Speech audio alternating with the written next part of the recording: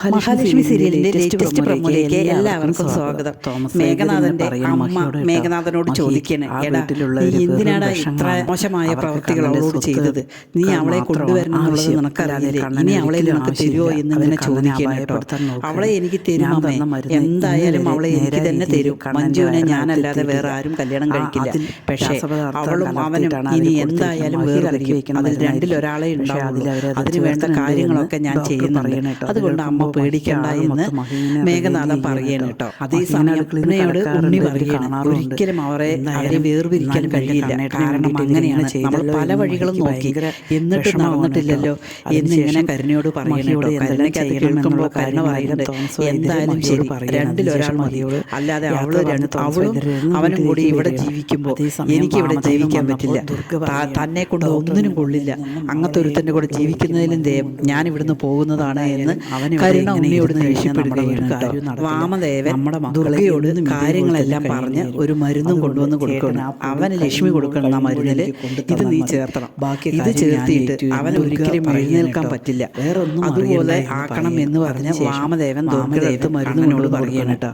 ആ മരുന്ന് കൊണ്ടുവന്ന് കൊടുക്കുന്നതും ആ കാര്യങ്ങളും ഞാൻ വന്നിരിക്കുന്നത് മഞ്ജുവിന് അറിയണം. ഇതൊന്നും അറിയാതെ മഹാലക്ഷ്മി കണ്ണിനുള്ള മരുന്നുകളെല്ലാം തയ്യാറാക്കണം. അത് കണ്ടുകൊണ്ട് ദുർഗി നോക്കി നിൽക്കുകയാണ്. ഇനി അതിനുശേഷം ആ മരുന്നിൽ തന്നെ ഇവര് കൊണ്ടുവന്ന മരുന്നും കലക്കി വെക്കുകയാണ്. അതിനുശേഷം അവർ പറയുന്നത്, ഈ മരുന്ന് കഴിച്ചു കഴിഞ്ഞാൽ അവൻ എന്തായാലും എന്തെങ്കിലുമൊക്കെ സംഭവിക്കും. അതൊന്നും അറിയാതെ നമ്മുടെ മഹിൽ ആ മരുന്നുമായിട്ട് അവനാണ് കണ്ണൻ്റെ അടുത്തേക്ക് പോകണം. അത് നോക്കി നിൽക്കുകയാണ് ദുർഗയും മഞ്ജു. അതേ സമയം കൊടുക്കണോ മേഘനാഥനോട് ഫോൺ ചെയ്തിട്ട് മഞ്ജു സമയം വേണം, ഏതായാലും ശരി ഇവരിൽ ഒരാൾ എന്തായാലും പോകും. അതിനുശേഷം മഞ്ജു പറയണം, ഞാൻ കല്യാണം കഴിക്കണമെങ്കിൽ ഞാൻ എന്തായാലും മേഘേട്ടനെ തന്നെ കല്യാണം കഴിക്കുള്ളൂ. അതിലെന്ത് പ്രശ്നമുണ്ടെങ്കിലും ഒരു കുഴപ്പമില്ല. പക്ഷേ ഇവർ രണ്ടിലൊരാൾ എന്തായാലും പോകും. അത് പോയതിനു ശേഷം മാത്രം പക്ഷേ കല്യാണം കഴിക്കാൻ സന്തോഷത്തോടെ ഇരിക്കുക എന്ന് പറഞ്ഞാണ് മഞ്ജു മേഘനാഥനെ ഫോൺ ചെയ്യും. മേഘേട്ടനെ തന്നെ കല്യാണം കഴിച്ച് തന്നാൽ മതി. ഇല്ല പറഞ്ഞാൽ ഞാനാണല്ലോ ജീവിക്കുന്നത്, കണ്ണേട്ടനല്ലല്ലോ ജീവിക്കുന്നത് എന്നിങ്ങനെ കണ്ണനോട് പറയണം കേട്ടോ. ആ പെരുങ്കള്ളി എല്ലാ നുണകളും പറഞ്ഞു തന്നു കഴിഞ്ഞാൽ ഏട്ടൻ അത് വിശ്വസിക്കും. അതുകൊണ്ടാണ് ഇങ്ങനെ. അതുകൊണ്ട് എനിക്ക് മേഘേട്ടനെ തന്നെ കല്യാണം കഴിച്ച് തരണം എന്ന് പറഞ്ഞ് കണ്ണനോട് വഴക്കിടുകയാണ്. അതേസമയം മഹി വന്നിട്ട് കണ്ണനോട് എല്ലാ കാര്യങ്ങളും പറയണം കേട്ടോ. കണ്ണനും കൂടി വിശ്വസിക്കാൻ പറ്റില്ല.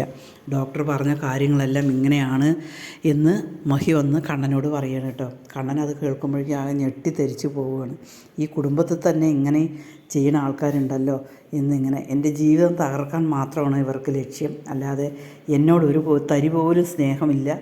എൻ്റെ സ്വത്ത് മാത്രമാണ് ഇവരുടെ കൺമുൻപിൽ എന്ന് ഉള്ള സത്യം